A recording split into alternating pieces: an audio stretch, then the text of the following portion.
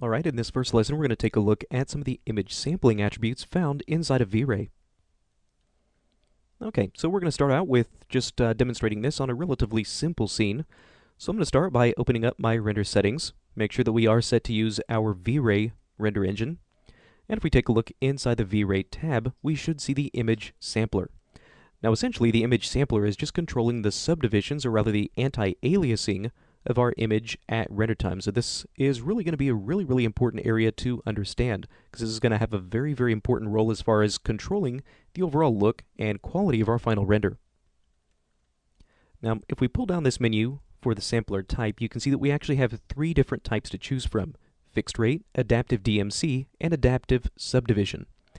Now, as far as which of these methods you're going to choose, it will really depend on your particular scene and your particular needs. So we'll talk a little bit more about what would actually be the deciding factor on these three different types here in just a few minutes.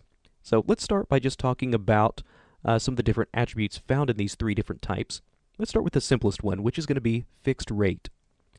So once we activate the fixed rate sampling, you can see really there's only one attribute here to adjust, which is the subdivisions. So let's just take a look at what this gives us. I'll open up the render view, and let's take a render at what we have. All right, so you can see the render comes back very quickly. In my case, this is about 2 seconds to render this out. So we get this relatively simple object. We have some nice blurry reflections underneath here. So if we get in a little bit tighter, we can start to see some of the problems with this fixed rate sampling. And you can see we're starting to get a lot of this stair-stepping in our pixels, and this is because we really have no anti-aliasing that's happening in this area. Right? And that's because by default, this fixed rate sampling is actually set pretty low. So if we start to increase the number of subdivisions, we can start to smooth this out. Now, here's something that is going to be a very important concept to understand. That is that V-Ray uses this subdivisions attribute for a lot of our different render settings. So this is really not referring to any kind of geometry subdivision or any kind of smoothing of our geometry at render time. Instead, this subdivision is actually referring to more along the lines of the subdivision of our sampling of these pixels at render time. Right? So by increasing our number of subdivisions, we can now start to increase the number of pixels that get sampled. So with our subdivision set to 2, go ahead and save this image for comparison and re-render. Alright, now at the surface it really doesn't appear like a whole lot has changed, although if we look at our render time now, we've jumped from about a 2-second render previously to now about a 6-second render, so we've almost tripled the render time now. But if we get in a little bit closer, we can now start to see some much cleaner results, so much less noticeable stair-stepping effect in these pixels. But our render time, like I said, has increased pretty dramatically. So with this fixed rate, the benefit is that it's very simple to use as far as just having this one simple control. The downside, though, is that it really doesn't give us a whole lot of control over the actual algorithms that get used to generate our anti-aliasing. So let's talk about another method, which is the adaptive DMC. So adaptive DMC stands for Adaptive Deterministic Monte Carlo, which is basically just the algorithm that gets used for this.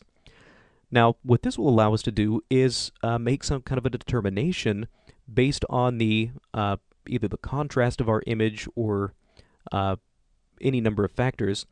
And essentially, V-Ray can now start to determine on the fly where the aliasing needs to happen and where it doesn't. So in the fixed rate, where only we had just a simple subdivision slider, now we can determine what the minimum subdivisions as well as what the maximum subdivisions would be. And again, keep in mind that this is not any kind of geometry subdivisions. This is the subdivisions of our sampling for this anti-aliasing process to occur. Alright, so again, if I were to save this for comparison and re-render, you can see in this case, I'm down to about a 4-second render.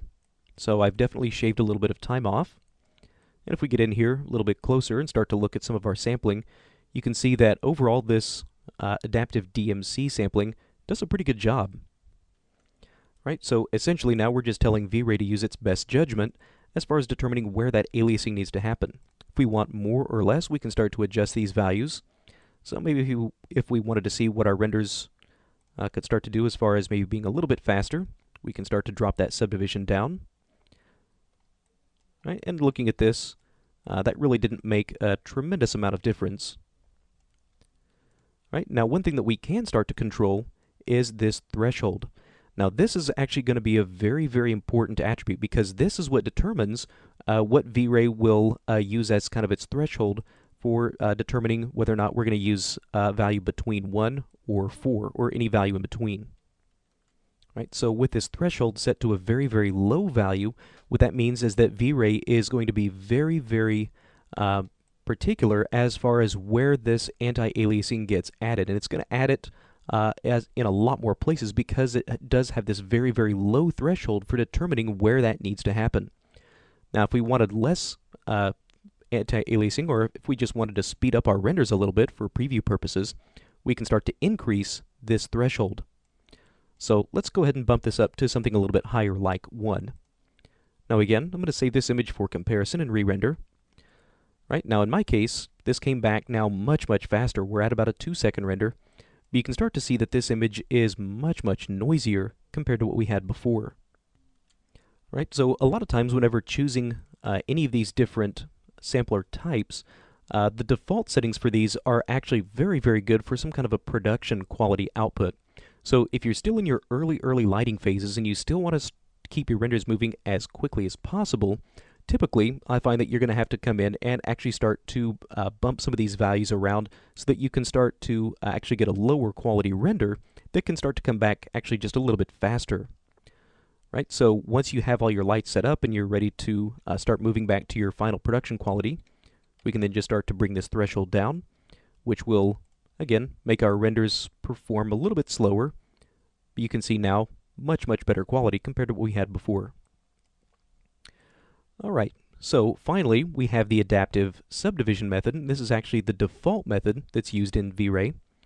Now this one is very, very similar to the adaptive DMC in that we do have a minimum and a maximum rate, but unlike the adaptive DMC, this adaptive subdivision will actually allow us to undersample the image.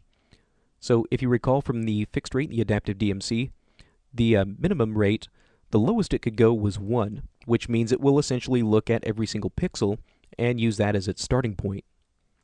So with adaptive subdivision, we can actually go even lower than that and actually tell V-Ray to actually discard as much data as it thinks it can in order to get a nice result. So with the adaptive subdivision method active, we can save our result, re-render. You can see this came back very, very quickly inside of 2 seconds. And you can see with the default settings, this is actually really, really nice. So we're getting some of the same speed that we were getting with some of our very, very low anti-aliasing, but you can see the quality is much, much higher. All right, and again, if we want to adjust the sensitivity to this, we do have our threshold adjustment here as well. This is exactly like the threshold that we looked at in the adaptive DMC. So if we wanted this to be raised up a little bit higher, again, maybe we want our renders to come back a little bit faster. You can see now we're only at about a 1-second render. Now this is obviously very, very jagged, but for the amount of render time that we put into this, this is coming back very, very quickly, and it just allows us to kind of preview our lighting, shadows, and things like that without having to waste a whole lot of render time. Now, this adaptive subdivision method does have a few additional checkboxes for letting us control the aliasing of things like edges or normals. So if we turn that off, now we should start to discard the aliasing on some of these different normals and some of these different edges.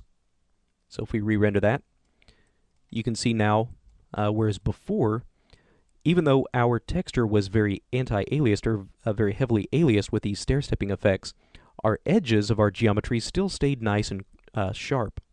Now with these checkboxes turned off, you can see that that is no longer being sampled, and we start to get these very, very jagged stair-step edges along the actual borders of our geometry.